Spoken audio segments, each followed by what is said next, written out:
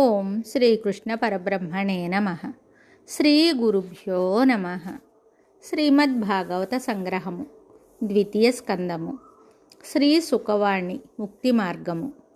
పరీక్షిత్తునకు శ్రీ సుఖయోగేంద్రుడు ఇలా చెప్పాడు. దేహాన్ని విడవనున్న వ్యక్తి మోక్షార్థి అయి ఏమి చెయ్యాలి అని నీవు అడిగిన ప్రశ్న అత్యుత్తమమైనట్టిది. దీని సమాధానమును అందరూ తెలుసుకొని తరించవలసినట్టిది.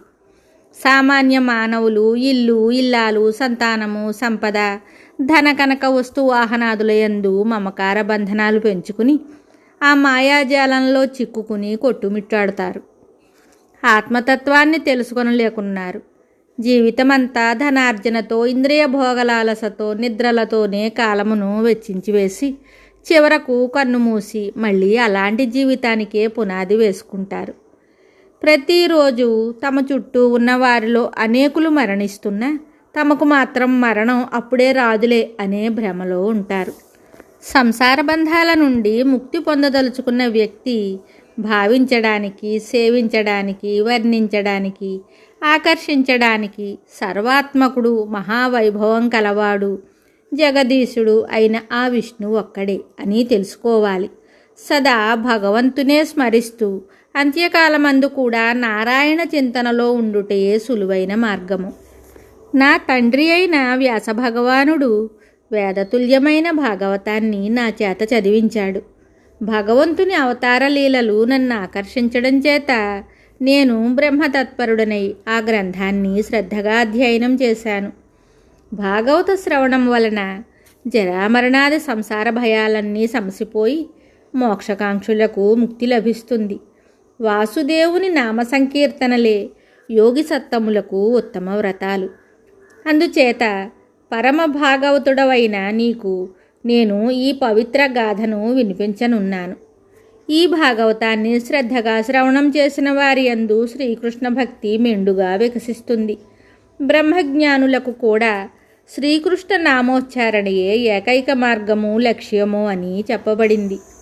రాజా, సంసారంలో పడి కొట్టుకుంటుండే అవివేకి ముక్తిని ఎలా పొందగలడు? ఒక్క ఘడి అయినా హరినామం స్మరిస్తే చాలు, అది ముక్తిని ప్రసాదిస్తుంది.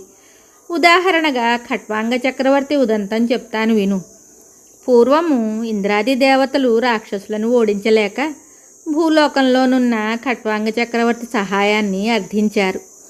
ఖట్వాంగుడు రాక్షసులతో పోరి వారిని ఓడించాడు. దేవతలు సంతసించి వరమిస్తామన్నారు. అతడేమీ కోరుకొనకుండా ఇంకా తానెంతకాలం జీవించి ఉంటాడో చెప్తే చాలన్నాడు. అతని ఆయుర్దాయం ఇంకా ఒక్క ముహూర్త కాలము మాత్రమే మిగిలి ఉన్నదని వారు చెప్పగా అతడు వెంటనే భూలోకానికి వచ్చేసి తనకున్న సర్వస్వము విడిచి ఈ విధంగా ముక్త సంగుడైన ఖట్వాంగుడు గోవిందనామ సంకీర్తనం చేసి భయరహితుడై 2 గడియల్లోనే మోక్షాన్ని పొందాడు. రాజా, నీకు 7 దినముల సమయమున్నది కదా, చింత ఎలా? ఇట్టి పరిస్థితులలో దేహదారి దారాపుత్రాదులందుండే వ్యామోహాన్ని కోసిపారవేసి ఇల్లు విడిచి పవిత్ర తీర్థస్థలంలో ఏకాంత ప్రదేశంలో దర్భగడ్డి, జింక చర్మము, వస్త్రము పరుచుకొని ఓంకార జపం చేస్తూ ప్రాణాయామం చెయ్యాలి. విషయాల వెంట పడకుండా బుద్ధి బలంతో ఇంద్రియాలను నిగ్రహించాలి. కర్మబంధాలలో చిక్కుకుని ఊగిసలాడకుండా చిత్తాన్ని ప్రజ్ఞాబలంచే నిగ్రహించి దానిని భగవంతుని మీద నిశ్చలంగా నిలపాలి. విషయరహితమైన మనస్సుతో ఆ దేవదేవుని కరచరణాదులైన అవయవాలను వరుస క్రమంగా స్మరిస్తూ ధ్యానించాలి. తమోగుణముచే విమూఢతను, రజోగుణముచే చాంచల్యమును చెందకుండా మనస్సును ఆ గుణాలచే కలిగిన మాలిన్యాలను ధారణతో తొలగించి శుద్ధం చేసుకోవాలి.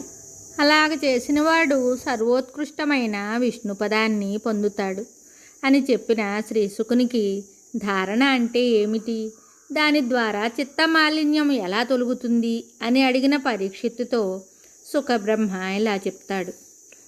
పండితుడైన వాడు వాయువును నియంత్రించి సర్వసంగములను విడిచిన వాడై ఇంద్రియాలను అదుపులో ఉంచి బుద్ధి బలముచే శ్రీహరి విశాల స్వరూపమందు చిత్తమును నిలపాలి. మిగతా కథ తరువాయి భాగంలో తెలుసుకుందాము. శుభం.